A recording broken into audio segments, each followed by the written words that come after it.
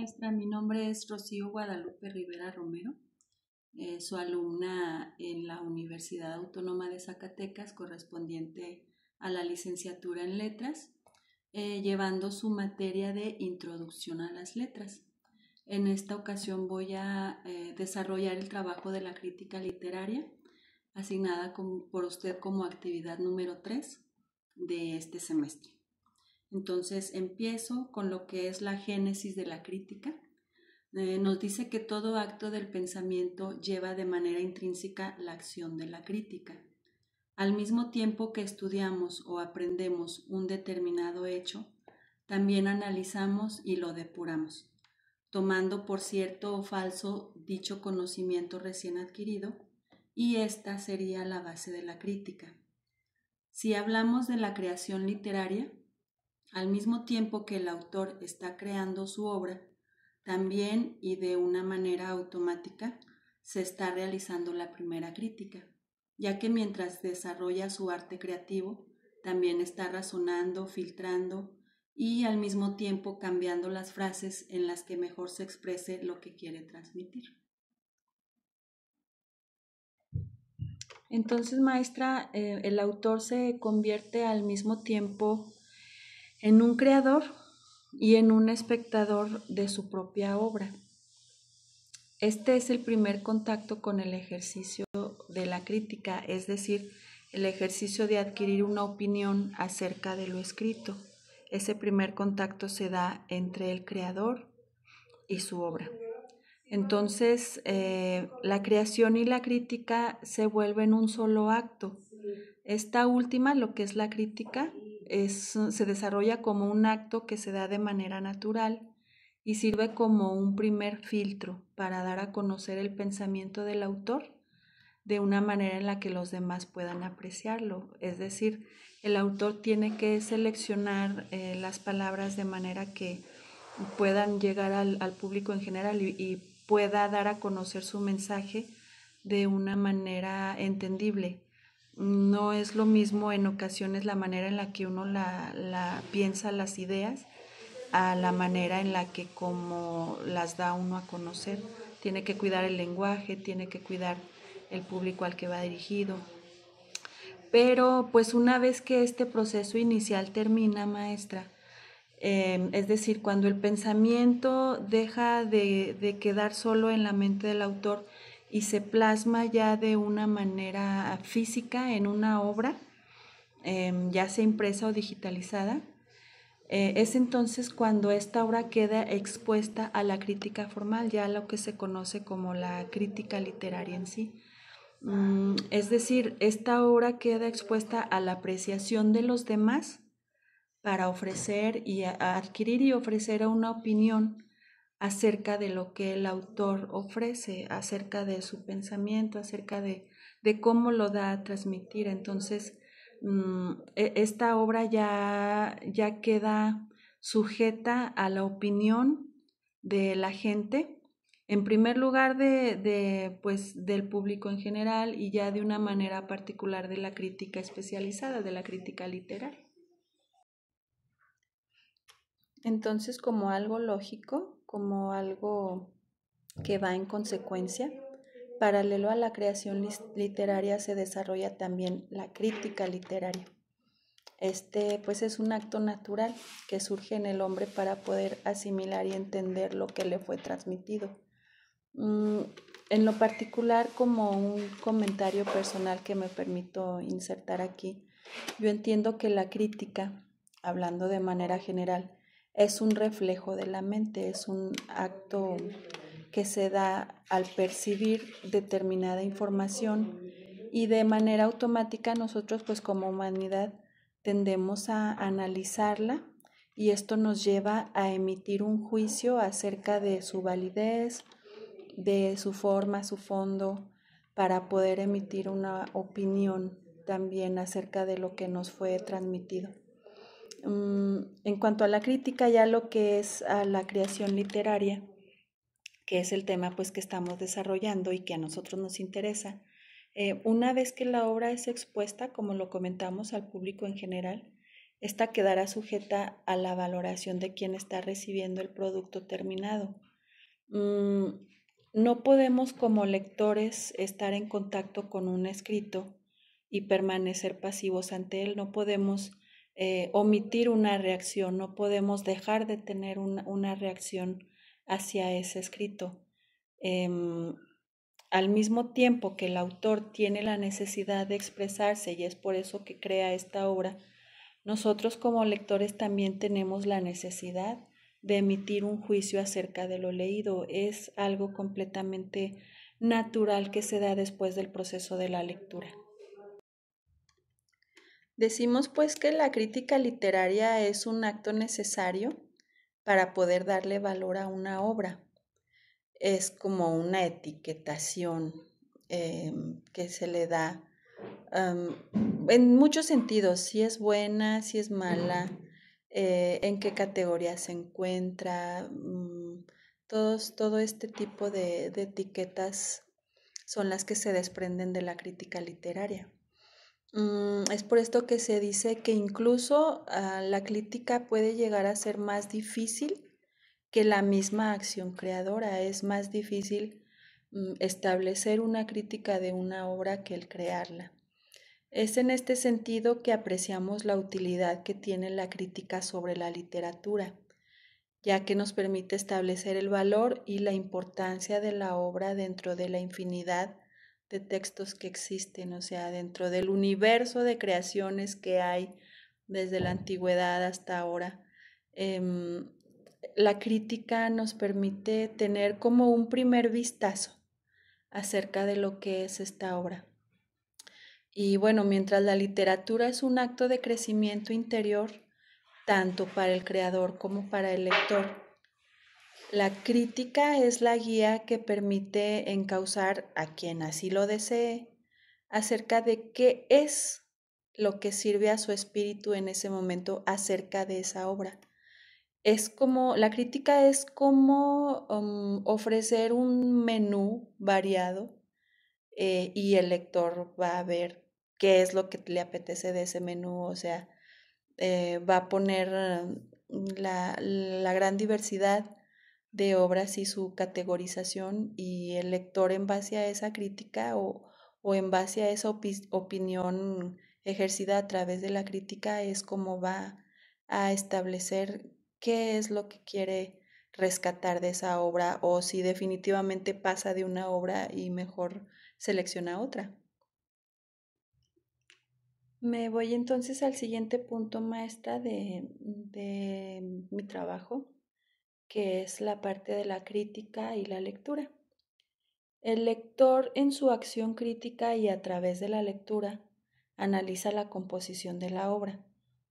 Esto es su estructura, las partes que la integran.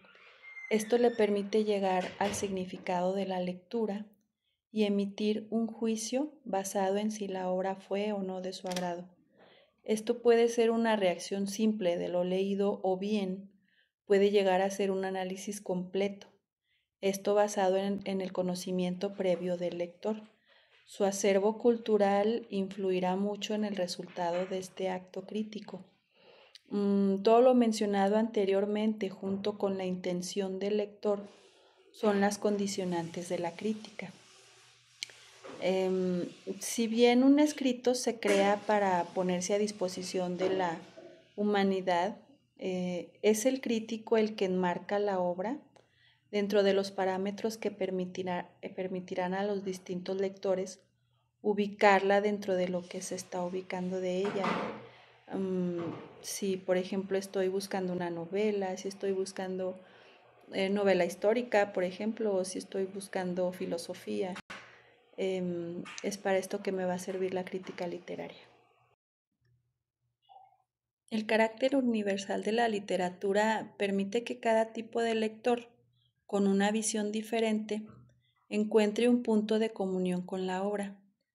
Es ahí donde se puede hacer uso de la experiencia del crítico literario como un especialista, ya que es él, el crítico, quien disecciona la obra y encuentra lo que a cada persona pudiera resultarle de utilidad o de interés. Es por eso que a mí me parece de una gran relevancia una frase que encontré en esta lectura que dice, la intención del lector crea el destino de los libros. Es decir, el autor puede tener en mente algo a la hora de crear, pero es el lector el que le va a dar el éxito, la permanencia a esta obra, o bien se quedará en el olvido. Entonces, el arte de una buena crítica necesita también tener un respaldo que lo sustente, es decir, la propia experiencia del crítico como un lector. Es la acumulación de conocimientos previos lo que permite que la persona que realice el análisis, es decir, el crítico, pueda hacer una interpretación alejada de sus propios conceptos preconcebidos, aunque esto pues de repente es un poco difícil de lograr porque pues todos traemos unas ideas que van a influir siempre en la crítica que hagamos de una obra. Entonces, pues como bien sabemos, el saber leer es una acción que no resulta sencilla y pues como comentábamos, se requiere un amplio conocimiento que solo se adquiere con el proceso recurrente de la lectura. Esto permitirá enriquecer lo leído, ya que cada texto lleva consigo una cierta dificultad en su interpretación, ya sea por el vocabulario que contiene, su sintaxis, la época a la que pertenece, a lo mejor es una época diferente a la nuestra, la utilización de los diversos recursos del lenguaje, metáforas, etc. Para que el enriquecedor proceso de la lectura logre el propósito de engrandecer el espíritu, es necesario que el lector se despoje de ideas y juicios. Estos pues nublan el entendimiento de la obra. Con esto podemos evitar que nuestra propia carga personal obstaculice la lectura del texto, llegando así al entendimiento y comprensión plena de esta manifestación humana tan bella. El crítico entonces se convierte en un orientador y pues debe ser capaz de mostrar la grandeza de la obra.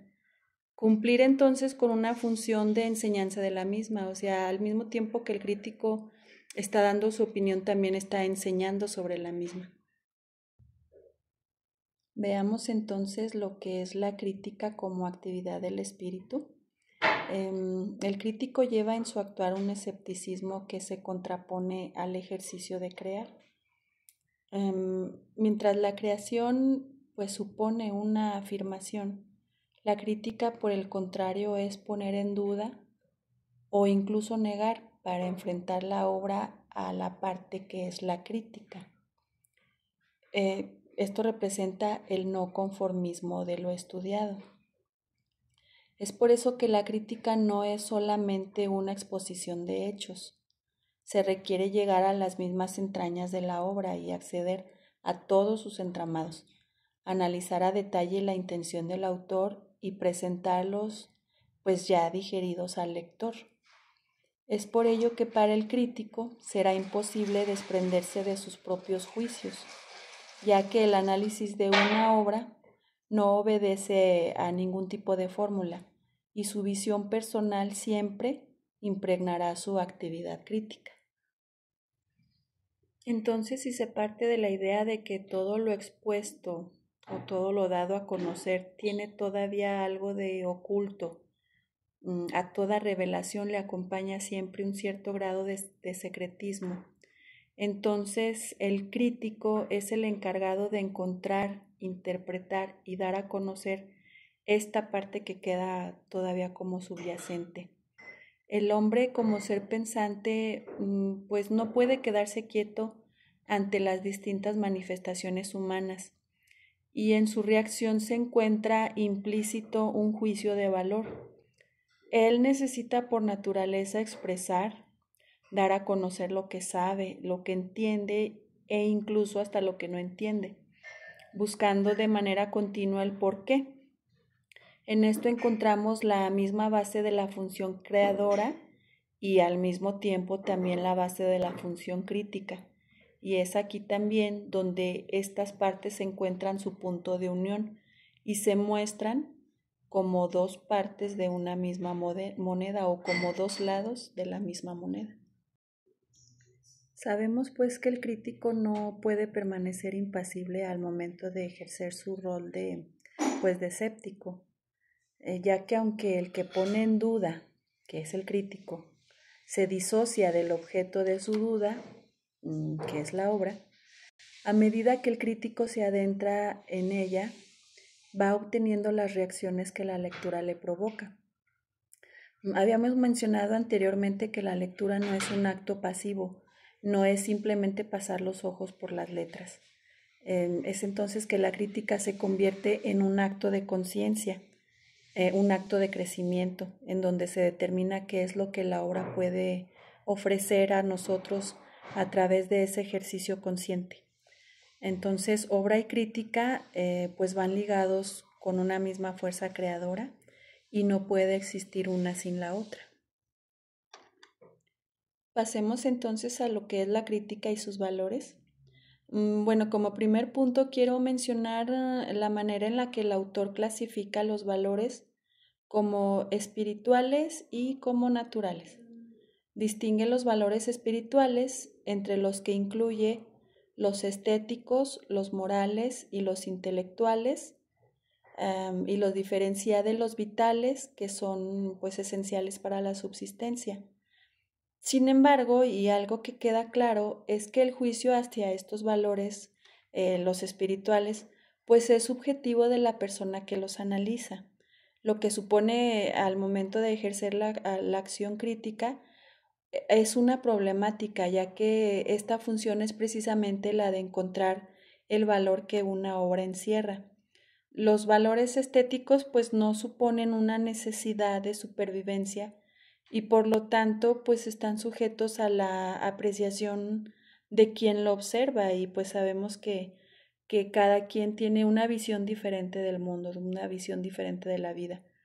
Entonces, pues también la clasificación de la belleza sufre cambios con el paso de tiempo. Lo que en un pasado se consideró bello, ahora dejó de serlo y la estética ahora es diferente.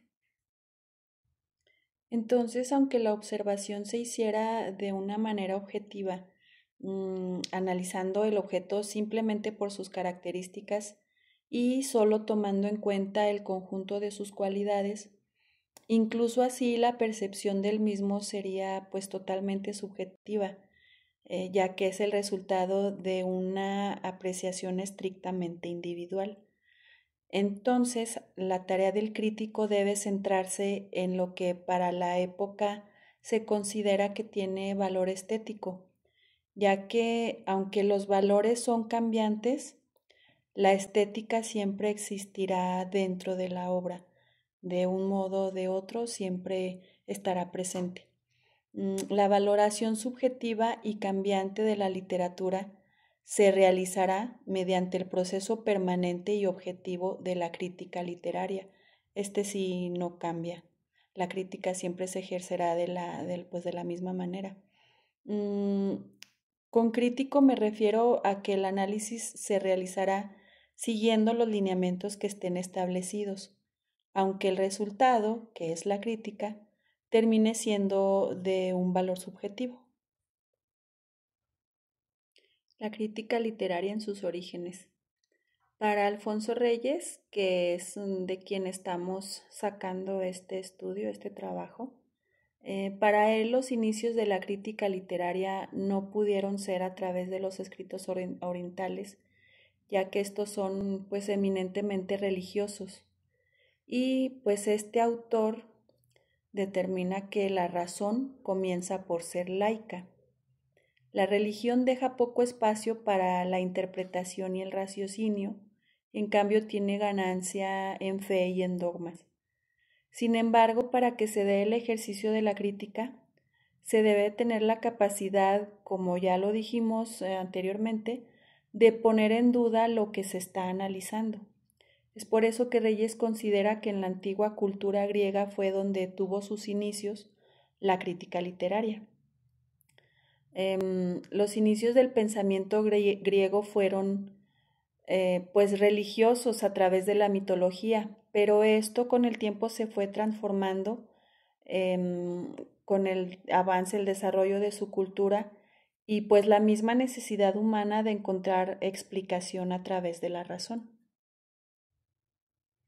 Crítica como palabra nace en Grecia para después pasar a Roma y de ahí al mundo occidental. Aunque es de observarse que la incipiente crítica griega no tenía la connotación que se le dio después, ya pues en la era moderna, ya que los griegos no tuvieron acceso a la literatura del resto del mundo. Otra limitación para el desarrollo de la crítica en Grecia es que su literatura estaba pues prácticamente limitada a la tragedia. La lírica no era considerada literatura, sino que estaba considerada dentro de la métrica y la retórica correspondía a la oratoria. La novela pues no surgió en ese tiempo, surgió mucho después. Otro aspecto también es que los griegos se dedicaron más a analizar las leyes poéticas de una obra más que su propio contenido. Es así que para encontrar estos inicios debemos enfocarnos en la literatura de tipo filosófico o retórico, y aún con la limitación en cuanto a la cantidad de la obra de los griegos, pues es de impresionar el desarrollo de la mente en la cultura griega para la evolución de la crítica. Otro aspecto de la crítica griega es que su enfoque era de tipo filosófico, moral o político. El valor estético no era algo pues que fuera fundamental, ya que los griegos consideraban la belleza como una manifestación de otros valores superiores. El desarrollo de la crítica toma entonces otro cauce, el del análisis de la tragedia y la épica como formas literarias, el progreso de la oratoria y la prosa, y con ello también la fundamentación de la gramática y la métrica. Es entonces Sócrates quien en primer lugar hace la separación del don poético y de la capacidad de analizar una obra, es decir, la separación de la creación y de la crítica. En el trabajo de Sócrates llamado La Apología, este pide a los poetas explicar sus obras, y siendo estos incapaces de hacerlo, entonces Sócrates menciona que cualquiera de los presentes, se refiere al auditorio en el que estaban, hubiera explicado mejor sus obras que los mismos autores, ya que la creación es una acción que fluye pues con un entusiasmo inconsciente y en él no se involucra demasiado el saber. El saber es necesario para poder hacer la interpretación y el análisis de la obra, mientras que la creación es el resultado de una capacidad distinta para Sócrates. Después es Aristóteles quien más desarrolla la capacidad crítica. Se plasma claramente en la poética y en la retórica, que si bien eran considerados como manuales para la enseñanza, sientan también las bases para el análisis de las obras literarias. Este fue el primer intento de crear una dinámica que sirviera para ejercer el acto de la crítica. Sin embargo, para Reyes la obra de Aristóteles no le convence por completo.